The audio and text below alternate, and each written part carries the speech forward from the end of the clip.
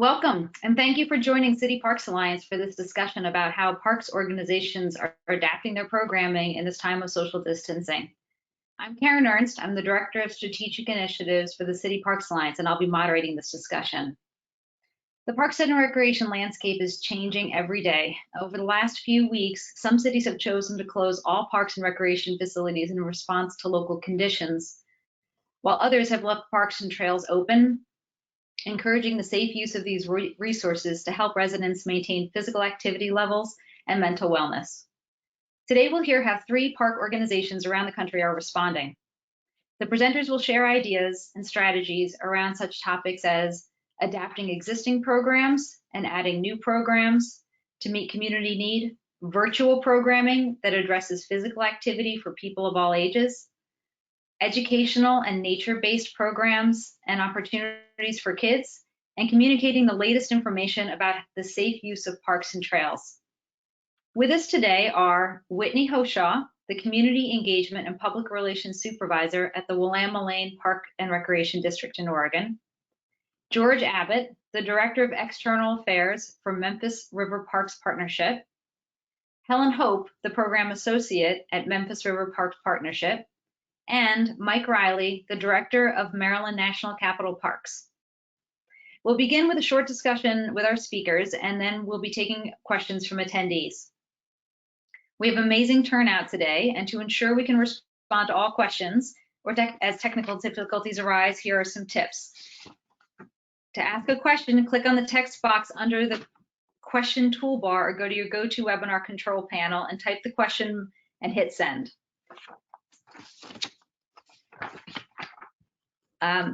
If you missed something, don't worry. Links to today's recording as well as related resources will be emailed to all registrants. Let's get started. We'll begin by having the speakers from each city give us an overview of how they've adapted their programs in recent weeks. For our speakers, please talk about how you've modified existing programming and/or created new offerings, and touch on programming that encourages physical activity as well as educational and mental wellness programming for children and other groups. Whitney, let's start with you.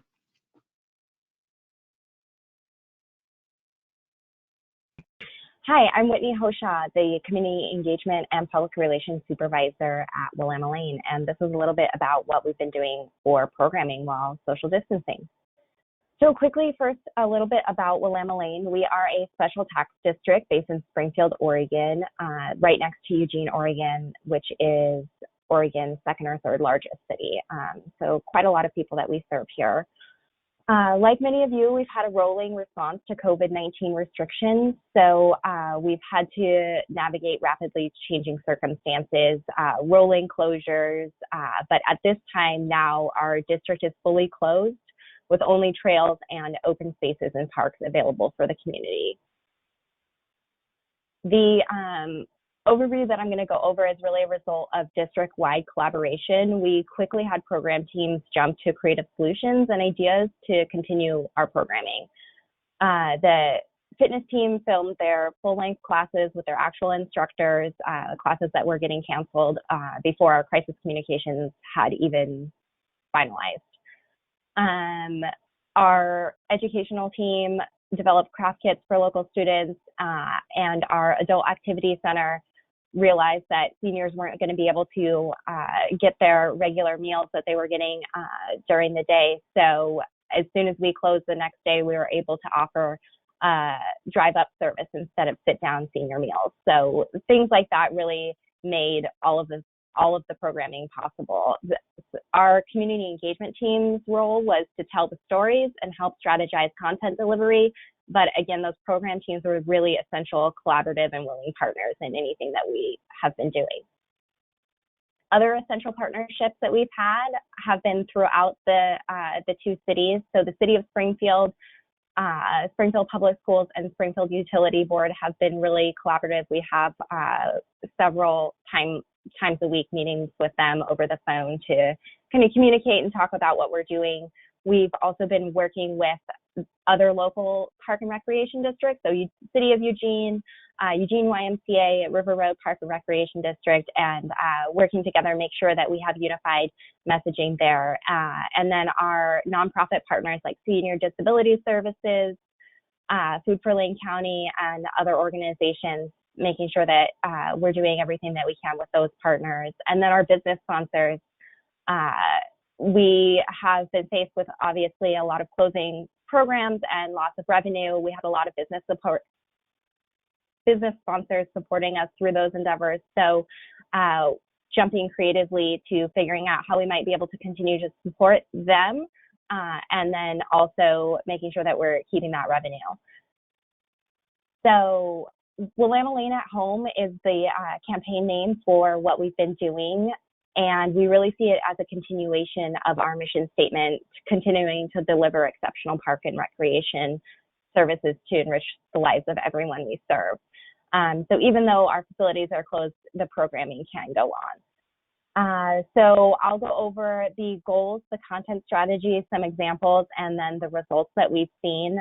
There's a lot of information here, so it'll be available later too. So first, our goal for the campaign was really to engage our community and our staff. We wanted to add value and serve the community through these free recreation experiences. We wanted to drive engagement, bring awareness, understand how people are responding to digital programming, and really how that might inform us going forward, and explore some new topics and passion areas, because this is kind of an opportunity to do things that we have never done. So the way that we decided to do that was to provide access and community or consistency for our community. So making sure that there is some semblance of consistency in programming. There's still that connection to their instructors, things that they have come to know and love from Willamalane. So like I said before, it's completely reliant on being collaborative, because you can have the greatest marketing people on the planet, but without engaging your entire district, you're not going to be able to deliver great content. So the first thing that we wanted to do was generate ideas from staff for how can we creatively provide programming, and leaning on their expertise in each of their departments and programs to figure out what they wanted to do.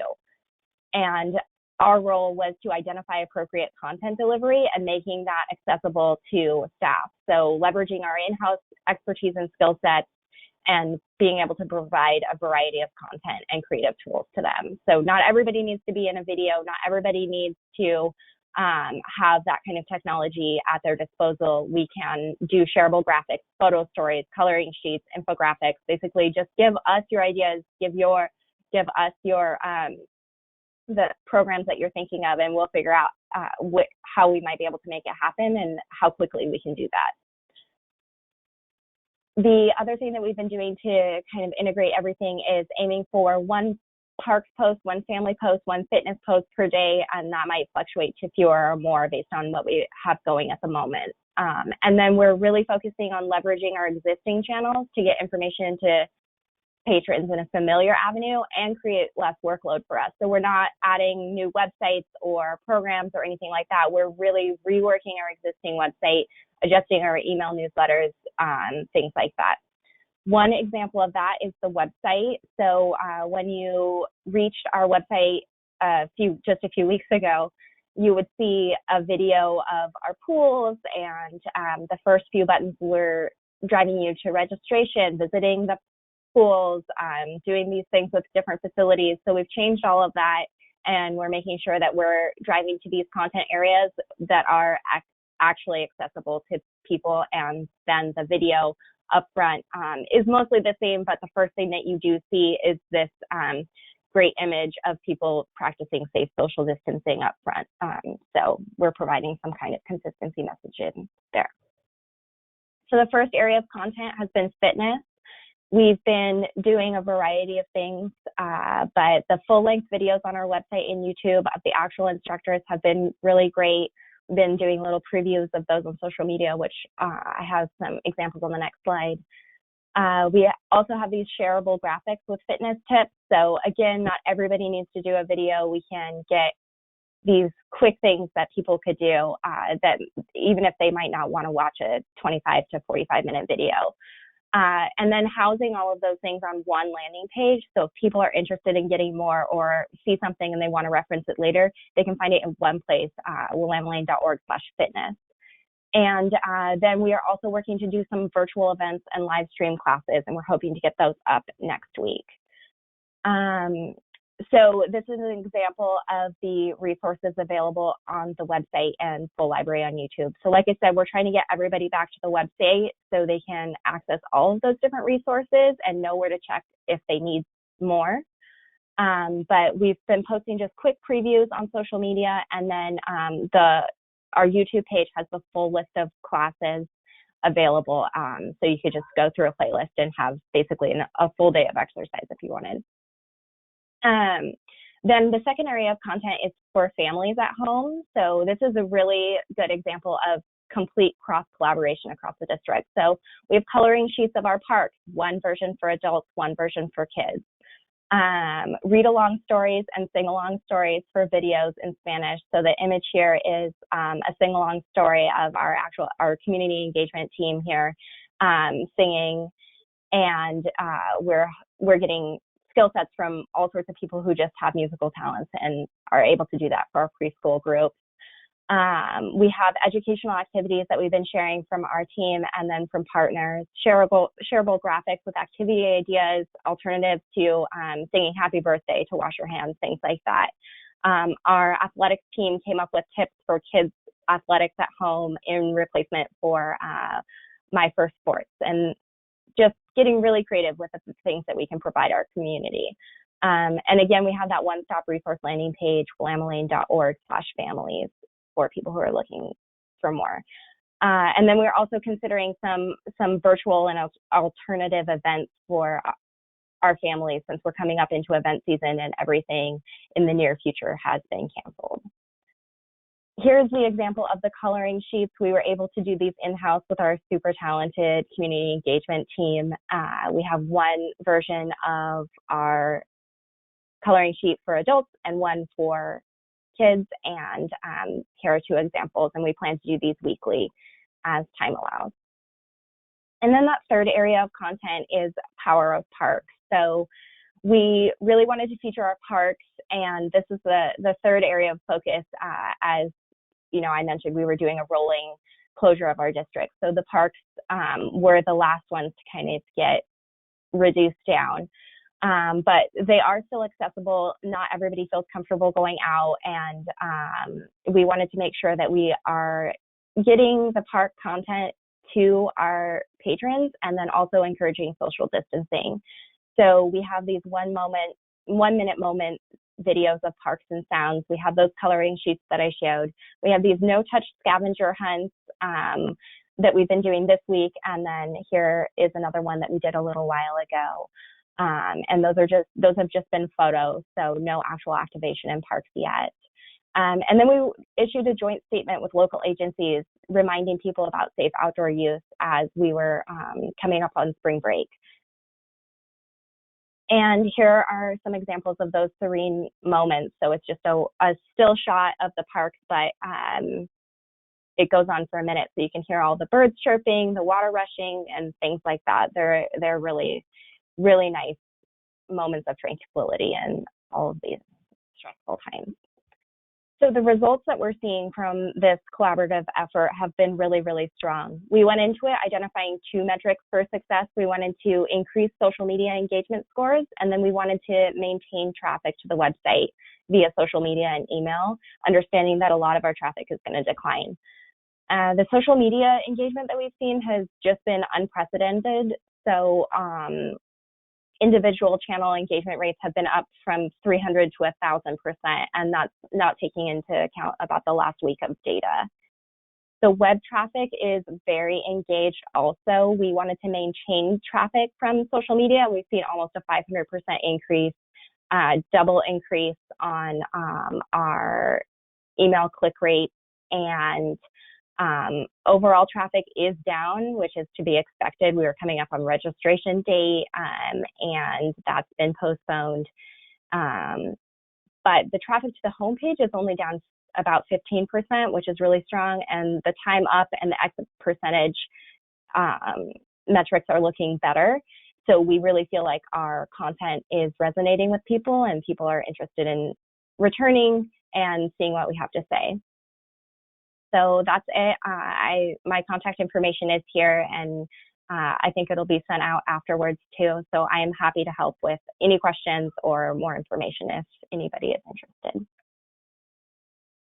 Thank you, Whitney. That was great. Really creative ideas, and impressive how quickly you've been able to pivot. All right, let's turn to George and Helen now from Memphis to talk about what they've been doing. Yes, hello. Good afternoon. Thanks so much for having us. So I'm here. Helen and I work with Memphis River Parks Partnership. We are a nonprofit that manages 5 miles of city parks alongside the Mississippi River under a management agreement with the city of Memphis. So as such, we are not a municipal park district, and that influences our approach to programming. You know, we're very lucky in that we do not have to become a service provider in times of emergency. And I think that the location of the parks that we manage also influences what we try to do. We very much try to create programs that draw together a broad spectrum of people from different backgrounds. Because we are downtown, we do have riverfront parks. They're very unique.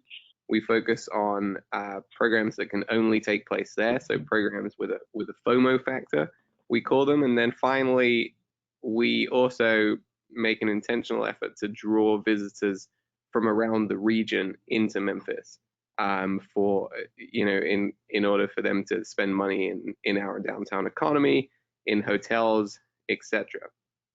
Now, obviously, you know, I just mentioned a lot of gathering people from different places together and encouraging them to mix, and that is absolutely not what we want to be doing right now.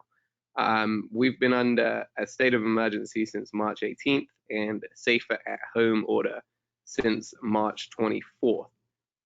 But throughout all of those orders, the progressive tightening of lockdowns, our parks have stayed open, and they have become especially a place for Memphians to, you know, relieve the stress and anxiety that everybody is feeling right now. These are a few examples of what we do during better times, but I think our communications have really focused on what you can still do rather than what you can't do. So we have done a number of things like deployed all of our office staff out to the riverfront as social distance ambassadors. This is our fellow in community engagement, Jamal. We've kept the tone of our communications kind of very optimistic, positive. I think it's important to remember that we will emerge from this, and what's becoming more and more evident is the importance of parks and public spaces to community health through this pandemic. One of the things that we've learned as we've been out as ambassadors is that social distancing really is not a broadly understood term. So we created some of these fun little videos, pushed them out through social media to remind people, you know, you still can come to the park. We want you to come to the park. We want you to stay fit, to stay healthy, to keep your mental health strong, but you must do it safely. And here's how you do that. That's why we say visiting the park, keep 6 feet apart rather than push social distancing, as it really isn't that broadly understood.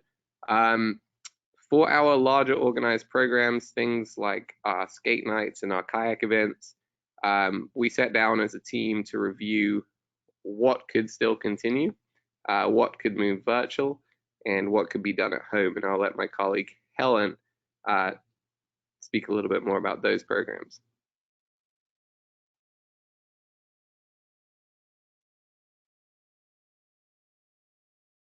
Like George said, we took our programs that we couldn't do, like skate night and full moon kayaking, but also focused on the ones that we could still do, modifying them to be done at home. The screen you see here is from one of our nature weeks, which is a week of environmental education activities focused on our native plants and critters in River Garden, one of our parks. And so what we did is we took those activities and compiled them into one asset that people could do at home. So basically bringing nature to you wherever you are. We really want to continue to promote the, connection between well-being and being in nature. And one of those ways we usually do that is through this Our Yoga Downtown class that we host in our parks with our great partner Downtown Memphis Commission. Usually it gets over 100 people each week that it runs from April to October.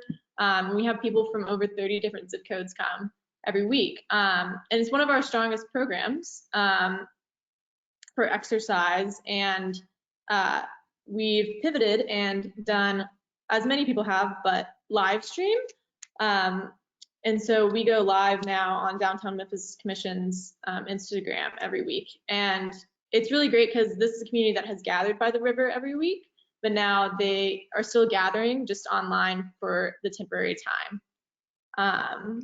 And our parks are still open for exercise, for jogging, for walking. Like George said, we put a lot of signage out there about keeping 6 feet apart.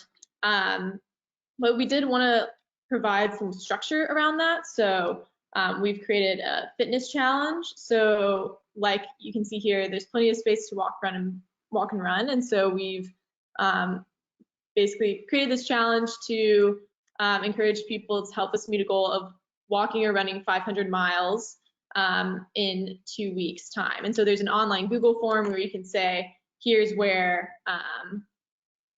here's how many miles around on this date, and there's prizes for the winner. We've also done some recess texts that are really great. Daily, they're basically a text you get every day around noon for your recess. And so they're little daily joyful reminders of, stepping outside and looking at a tree that's blooming. It's spring. There's still things happening. So that's a fun little bit we've created too. And sorry, I'm gonna go back real quick, but this is actually Riverside Drive. So usually this is a really bustling traffic way with cars. It's 4 lanes, but the mayor of Memphis closed it. And as you can see, there's a cyclist down there. And so a lot of people have shown great joy, I guess, in having this space closed for more space to social distance. Cyclists, literally, one said that they went back and forth just all day because it's kind of the perfect way to socially distance right now.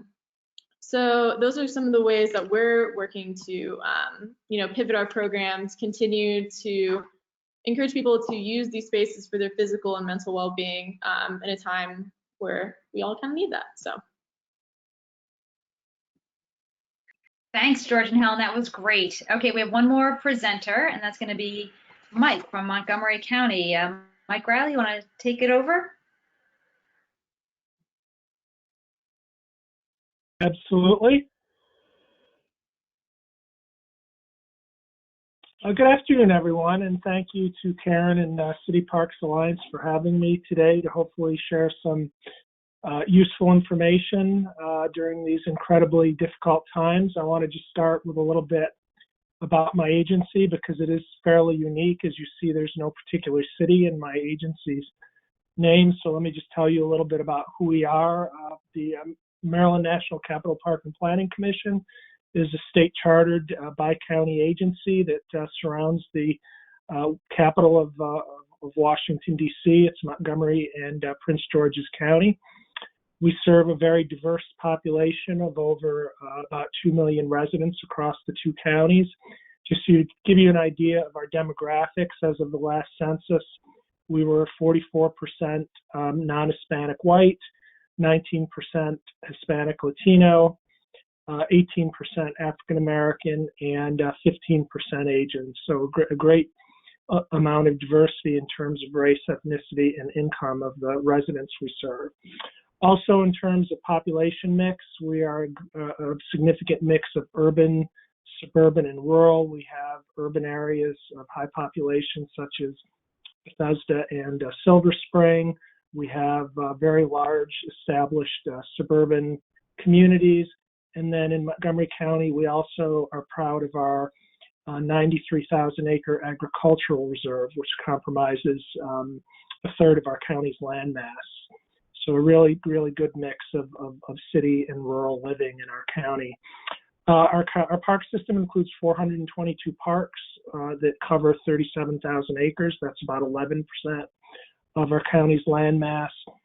We have an annual operating budget of $110 million and a 6-year capital budget of about $280 million. It's largely funded by property taxes. And personally, I've been with the agency for 35 years, and I've enjoyed serving as director for the last 5 years.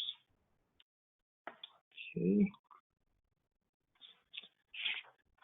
So my next slide is infographics.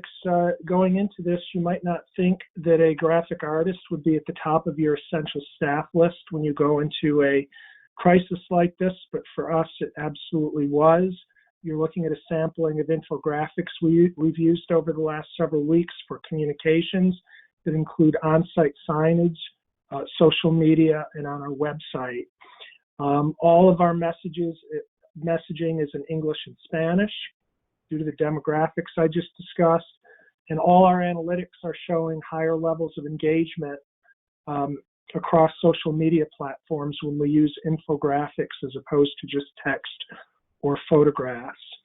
So just what you're looking at in the upper left are several do's and don'ts based on our governor's and CDC guidelines during the pandemic, dealing with issues such as social distancing, avoiding playing on playgrounds or participating in team sports.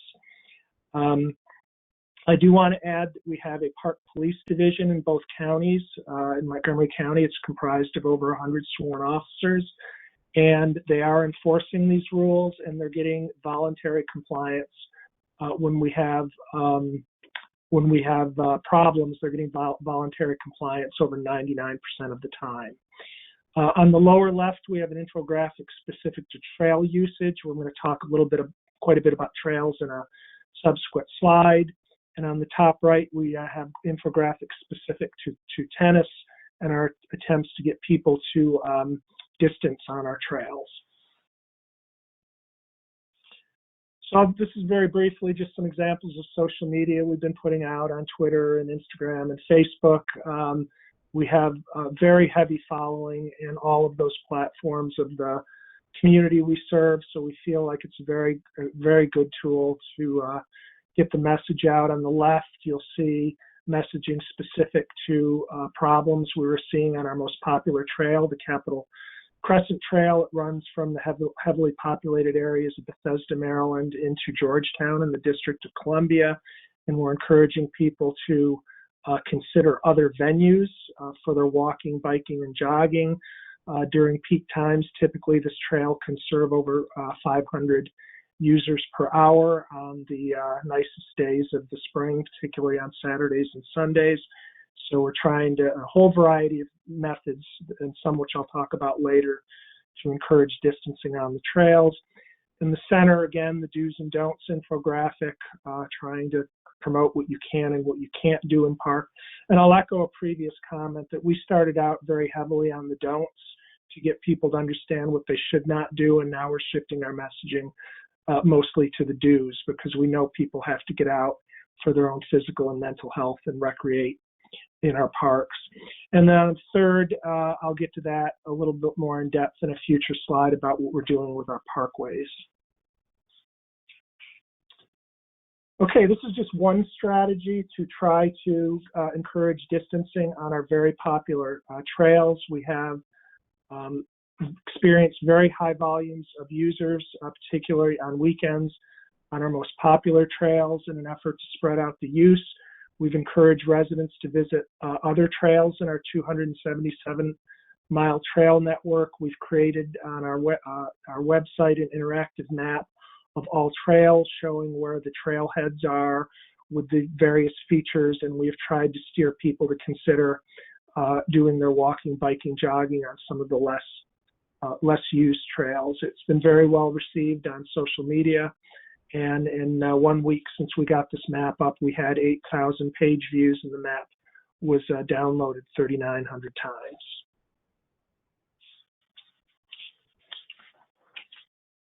So this is something that's been in the works for 2 weeks. We consciously called this initiative Opening Parkways to People as opposed to Closing Roads to Cars, although that's the way some people interpret it.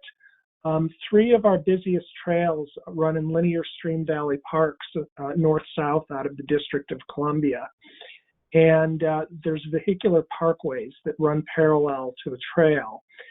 We have the 7-mile Sligo Creek Parkway and Sligo Creek Trail. We have Beach Drive, which is an extension of the Rock Creek Parkway out of the District of Columbia and Rock Creek Park along the 14-mile Rock Creek Trail.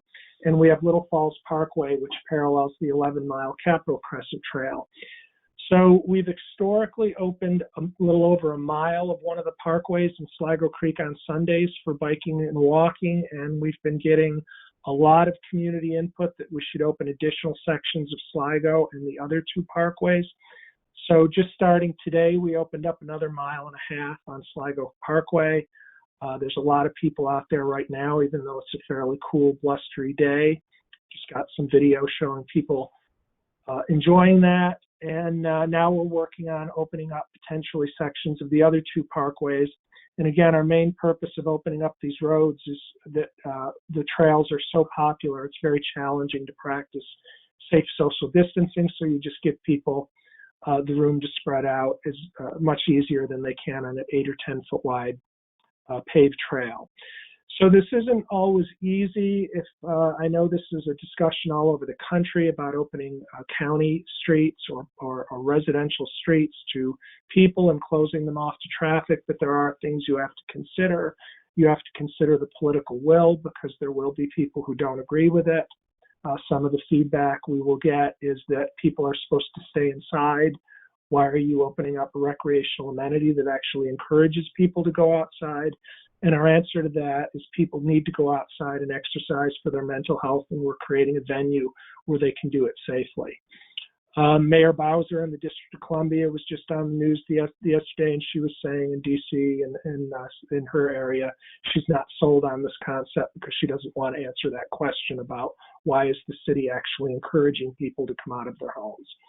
So it is controversial. You obviously have to consider traffic impacts the neighborhoods, but my answer to that right now is there's very little traffic, and people are not supposed to be out driving around in our state unless it's for essential services, so traffic is way down.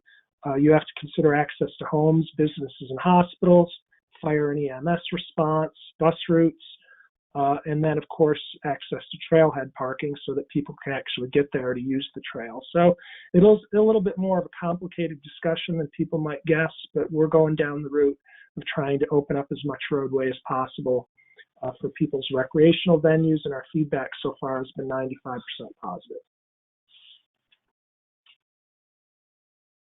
Okay, I'm sorry, explore parks from home. This is along the lines of what some of the other agencies are doing. We're promoting fun and educational activities for families and children to do at home on our website. It was created by our Nature Center staff.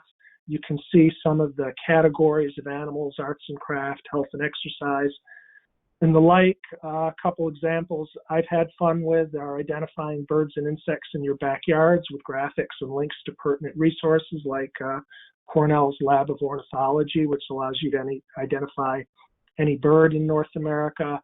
We have a program for identifying and differentiating native plants from invasive plants, either in your property or in the park next to your property, which is a great educational thing for kids, and things as simple as finding shapes in nature for the little ones. That's been very popular. And then my last slide, as I indicated, we are a bi-county agency in Montgomery and Prince George's County. My friend and colleague Bill Tyler, who's the Director of Parks and Recreation in Prince George's County, gave me permission to share some of their fine work. They're running several innovative programs that allow residents to enjoy their programs at home. This one is called Wellness Wednesdays. They offer a weekly fitness program that patrons can do at home at live, or they can do it later at their leisure after it's posted on Facebook and YouTube, and they're experiencing very high levels of participation and lots of positive feedback. So that's it for me. Thanks again to Caryn and City Parks Alliance for inviting me. Congratulations to George, Helen, and Whitney for great presentations and sharing such good information. I've been spending my whole career trying to convince people that parks are essential public services, and I think what we're seeing right now is clear evidence of that. So everybody be safe and stay well. Thanks, Mike. That was terrific. And kudos to your agency for taking the lead on the road closures and making sure people have safe access to that. I just want to mention we've been getting some questions about your infographics. Everybody loves them. And I just wanted to let attendees know that those will be available in the follow-up resources where they can access them.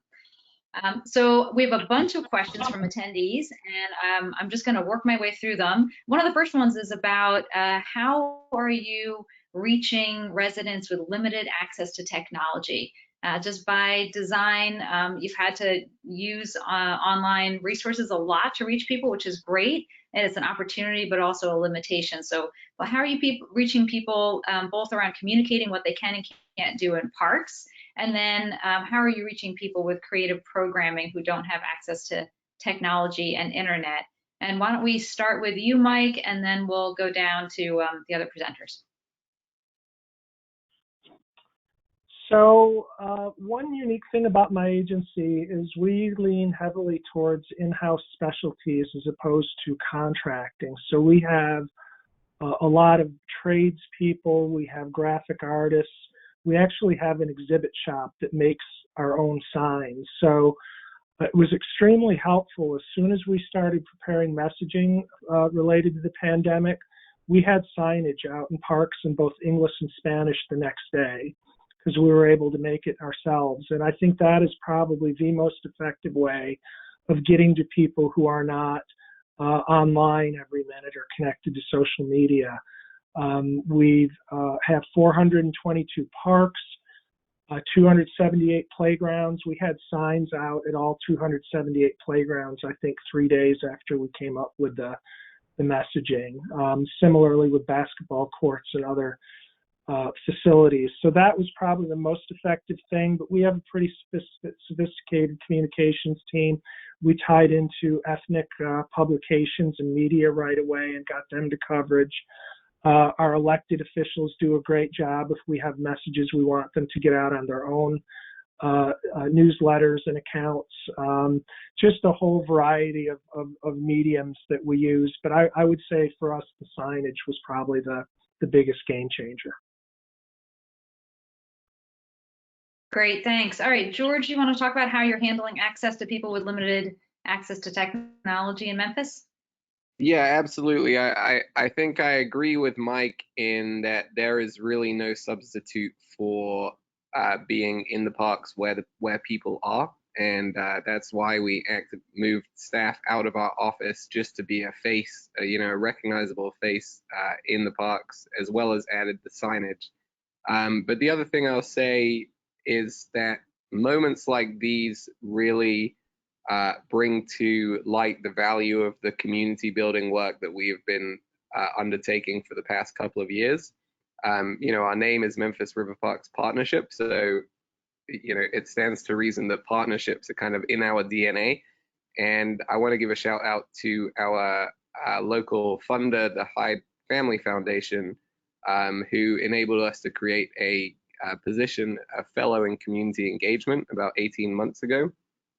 And that role is specifically tasked with making connections and finding partnerships with other community groups who all have their own constituencies. And so what we found is that you know, those relationships that we created during the kind of quote unquote good times, you know, we're now able to use those to, you know, be in direct touch with someone who runs a community center where people come every day to pick up meals, for example. You know, so there's those, I think it's a reminder to all of us that when we get out the other side of this, and we will, you know, let's think about how we are positioned in our communities and how we're connected to other agencies in our communities. And I think the more we are, the stronger we will be. Great. Whitney, you want to talk about where you're? Yeah, I think that everything that everyone said so far is spot on. We also have been able to make our own signage for parks and things like that, and change those messages as the regulations have changed.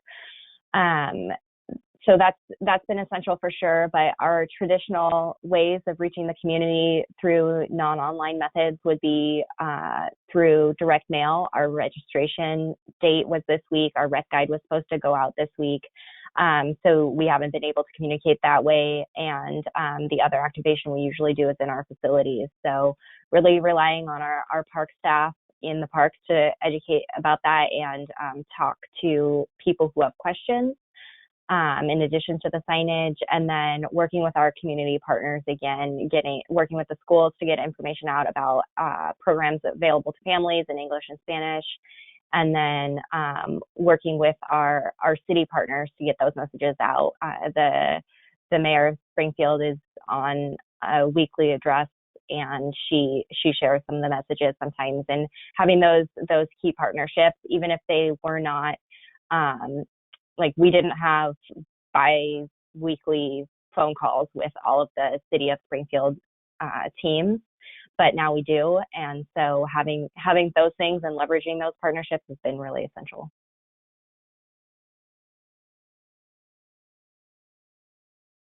Great. I'm having some internet slowdown, so I'm going to stop sharing my webcam, but we'll keep going.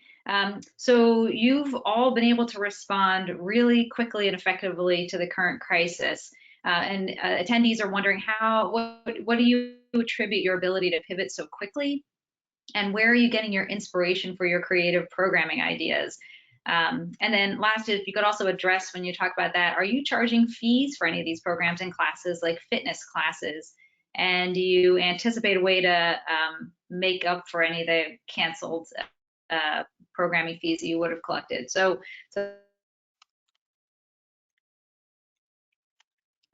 it's about how have you been able to pivot quickly? Where are you? Yeah, I can take this one. So first off, all of our programs that we do in Memphis on the riverfront are free. And that is through one of our partners and funders, the Reimagining the Civic Commons initiative. And so they're also where we get a lot of our ideas from.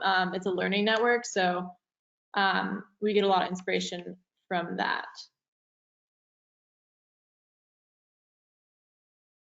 And there's, Yeah. I would say, there are a lot of resources on civiccommons.us and the social media channels for the Civic Commons as well. Okay. Mike, you want to talk about what you're doing?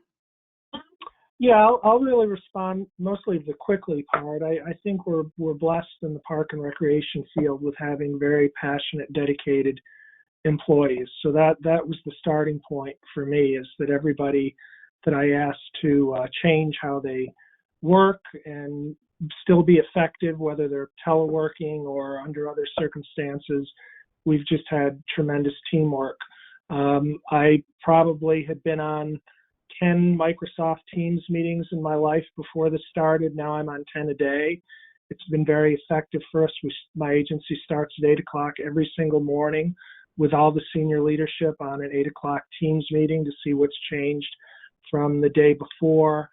I found it to be very effective. The technology's been holding up 95% of the time. But we've just, paid very close attention to our public health officials. We've watched all of our governor's press releases. We're just trying to stay attuned to the day-to-day changes and make the best decisions we can with the health and safety of our patrons at the front of the line. But I continue.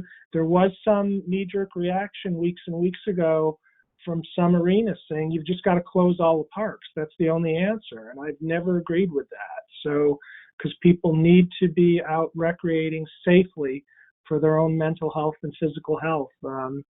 So we're keeping as much open as we can as long as we believe that it can be kept open safely. Mike, I want to get back to that point in 1 minute about the pressure to close the parks. But before we do that, Whitney, can you talk about how you've been able to respond quickly, where you're getting your inspiration, whether you're charging? In particular, a couple of people have also asked about your scavenger hunt and how you set that up.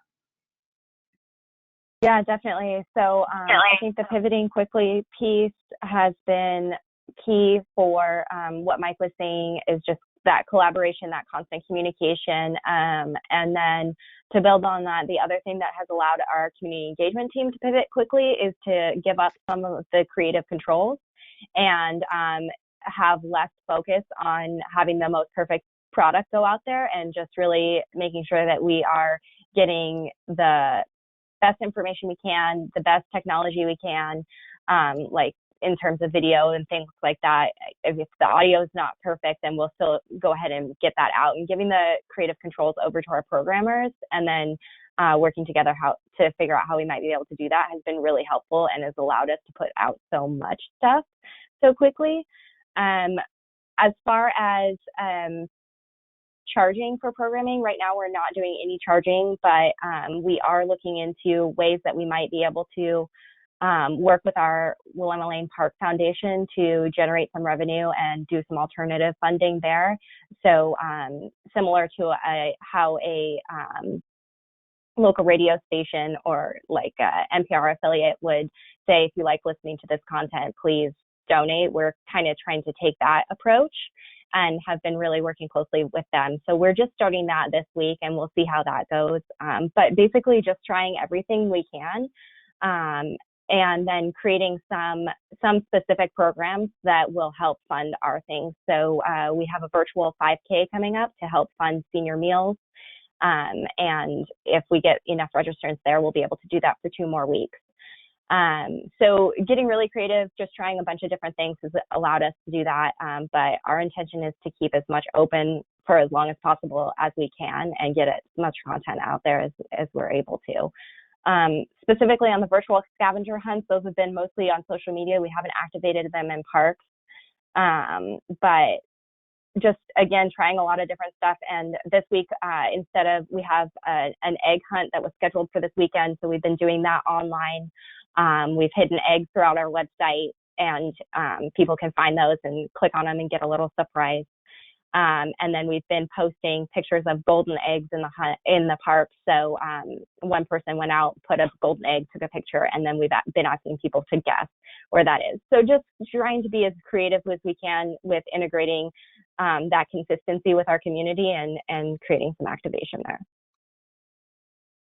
Great. Let's dive a little bit deeper into this question about how to respond to the pressure to close all parks. I think a lot of parks departments are struggling with this right now. The pressure either comes from the public, just out of general fear that it can be spread there, or from departments of public health, in particular in concerns about crowded conditions. So Mike, is there anything else you want to add? You talked a little bit about really pushing back around the road closure, and that you had 95% approval rate from that. How are you approaching it generally? Well, one way is to stay in close touch with our public health officer. We want to make sure we don't get out of our lane as a park and recreation agency. So, you know, when we have things that are on the fence, we have good conversations about whether we believe people can utilize the facility safely. I'll give you an example of a particular situation. Tennis. We didn't close tennis right away because we were fixated on our governor's order that gatherings of 10 or less were okay. But then, I'm sorry, am I still there? Yes, we can still hear you. I apologize. It was an incoming call that set me off.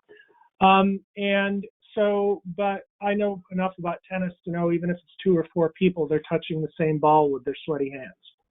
So we said, no, we're locking up all the tennis courts. And I had to spend a few days with tennis players dissecting our governor's orders, telling me why I didn't have the authority to close tennis courts, trying to approach it from a legal perspective. So it kind of has been a facility by facility, case by case issue, but we feel very comfortable where we are now with the parks and trails are open, but distancing, avoid contact, don't touch things unless you have to, and if you touch something, wash your hands. So we just keep pounding that same message home. George, you want to talk about how you're handling that question in Memphis? Yeah, I think that this is really a time that I never predicted that I would experience, and I think that's true for a lot of people.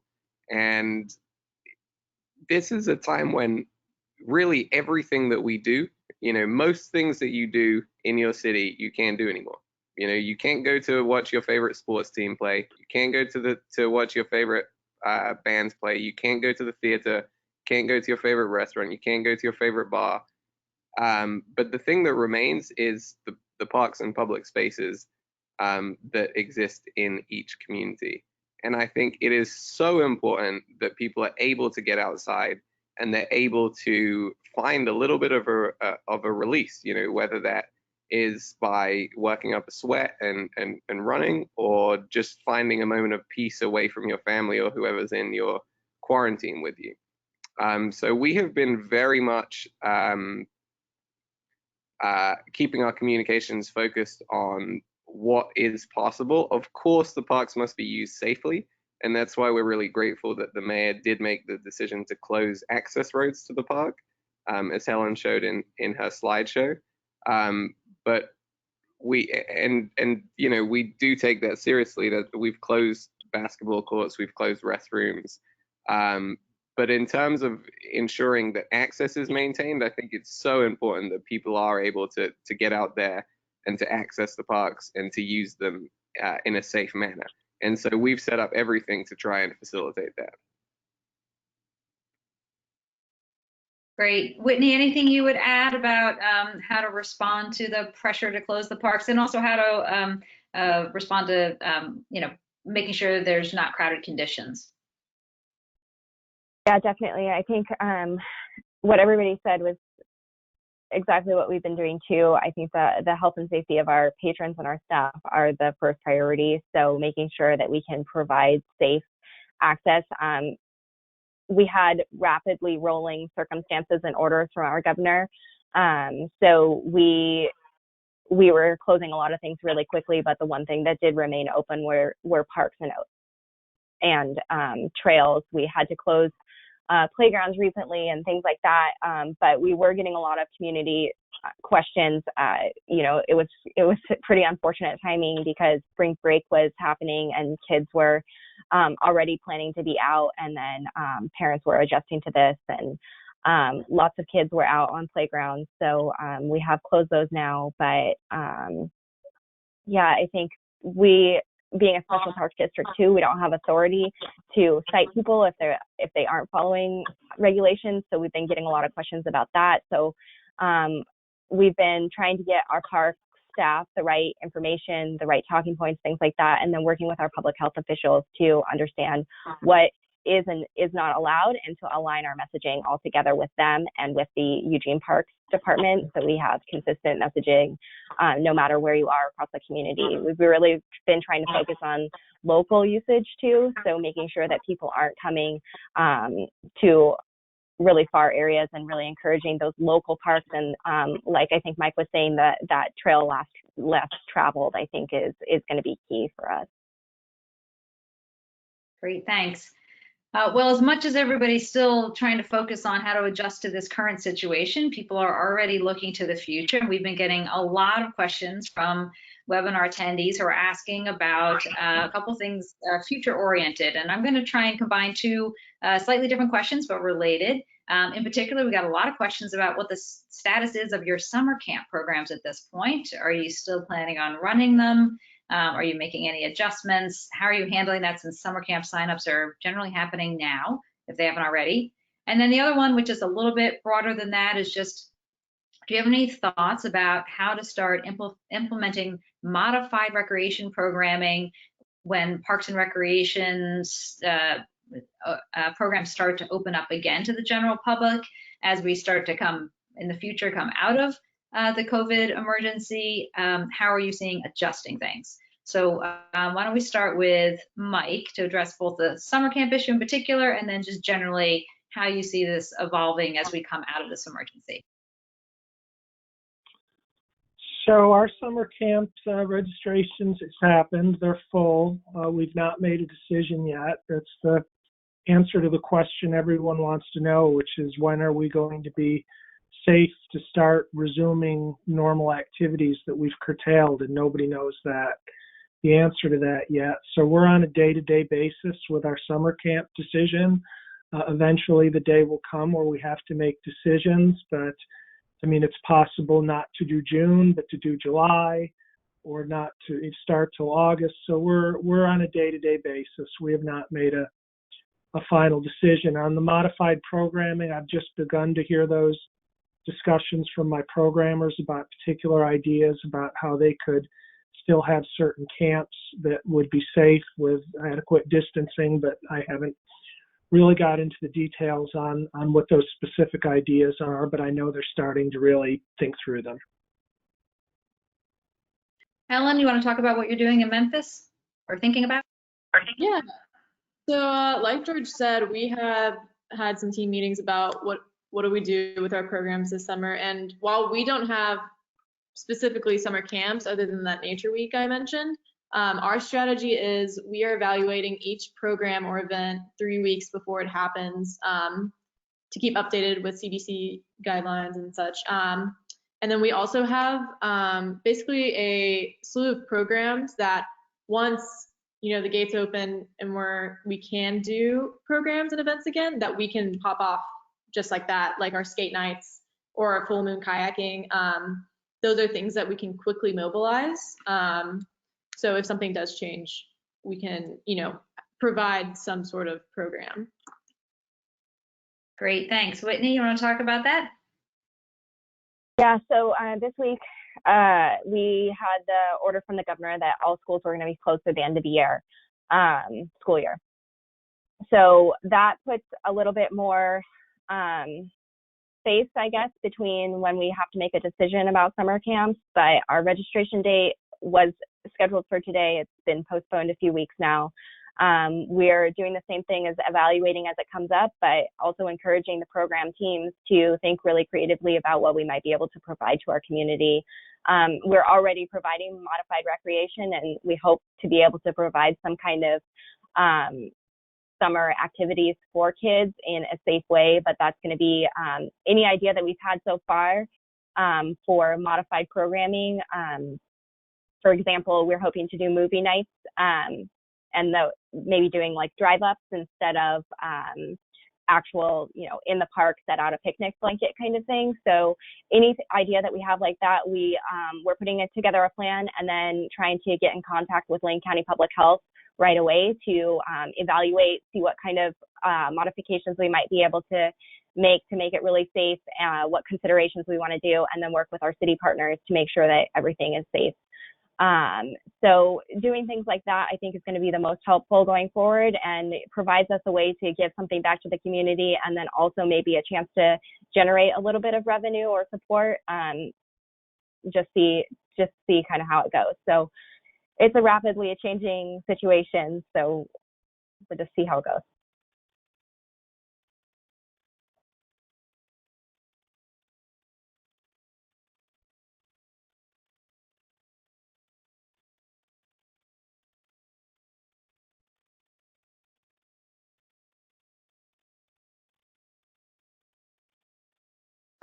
All right, well, in the interest of time, that was our last question. So I just want to say thank you to all of our speakers for joining us today. This was really great information that hopefully will be helpful to other folks as they navigate these issues around programming. So thank you so much for your time, and to everyone out there, thanks for joining us, and keep up the great work you're doing in our urban parks.